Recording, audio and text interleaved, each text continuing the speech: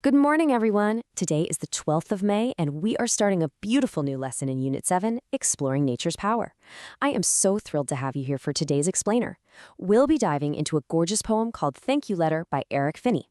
Our big inquiry goal today? Well, we want to find out exactly how the poet describes the sun and its importance. Take a deep breath, settle in, and let's get started.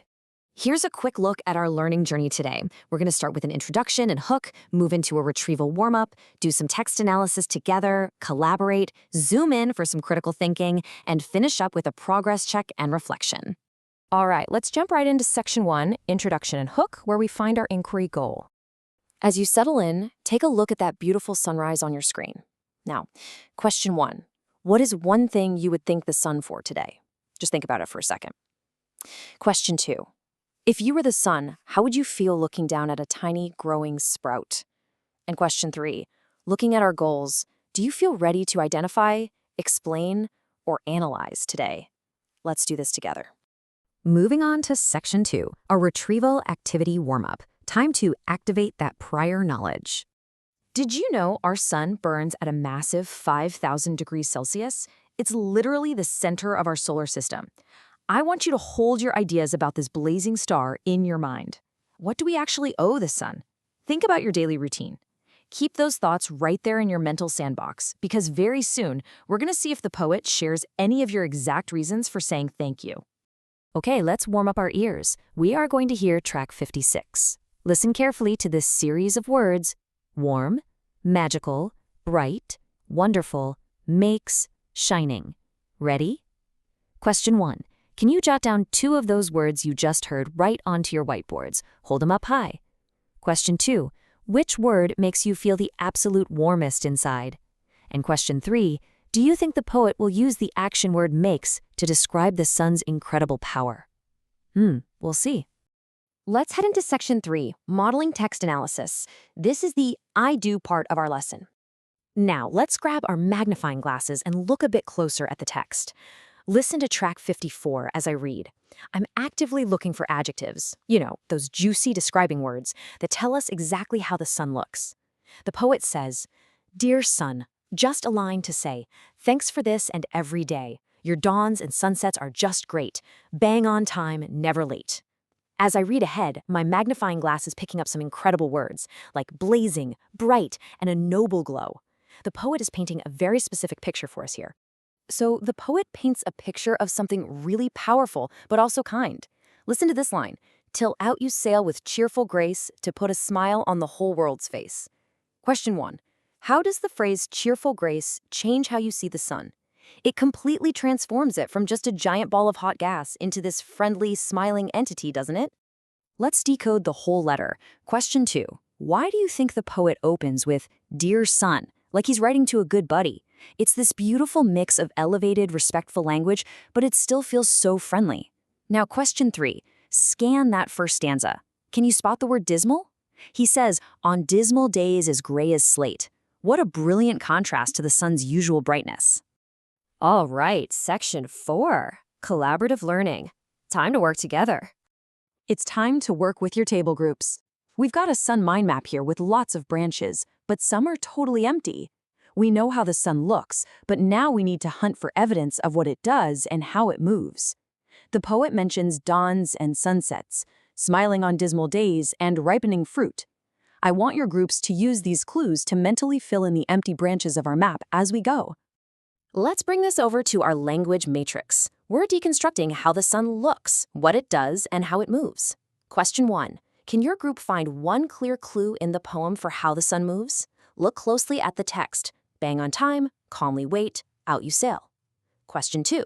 Look at Activity 3B on page 121. Who will be your group's nominated speaker? And question 3, challenge time.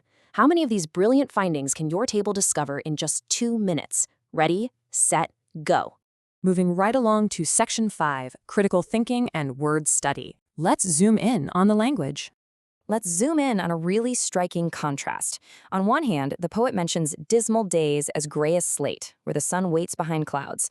On the other hand, listen to track 55. We hear about blazing days on beaches. Question 1, why didn't the poet just use the simple word hot instead of blazing? Think about it.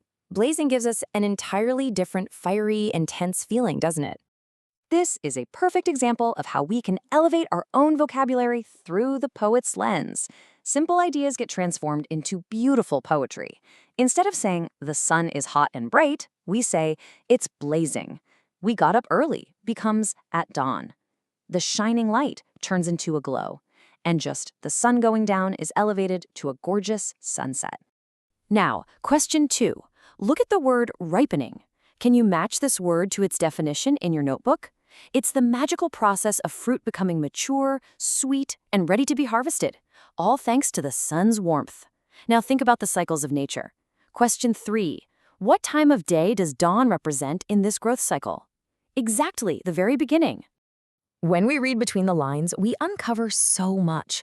By comparing a tropical beach to an orchard, the poet is dropping massive clues about where he actually lives. He talks about apples, pears, and peaches. Those are temperate fruits. He also talks about days as gray as slate. So he probably doesn't live on a tropical island. He lives somewhere with distinct, sometimes gloomy weather, which honestly makes those blazing sunny days feel way more special. Finally, section 6, progress check and reflection. Let's show what we know. Time for a quick check. I want you to swap workbooks with your shoulder partner.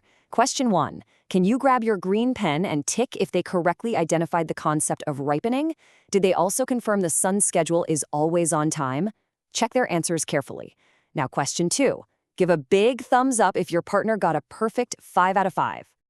Let's close the loop by looking back at that mental sandbox we created at the start of the lesson. On the left, we have Eric Finney's list: dawns, sunsets, smiles on gray days, ripening fruit. On the right, we have your list. Do your reasons for thanking the sun line up with the poet's? Or did you think of completely different, totally wonderful reasons? And that brings us to your exit ticket. We've successfully hit our main learning objective today. We tracked the poet's gratitude for time, weather, and harvests. Now it is your turn to write a letter.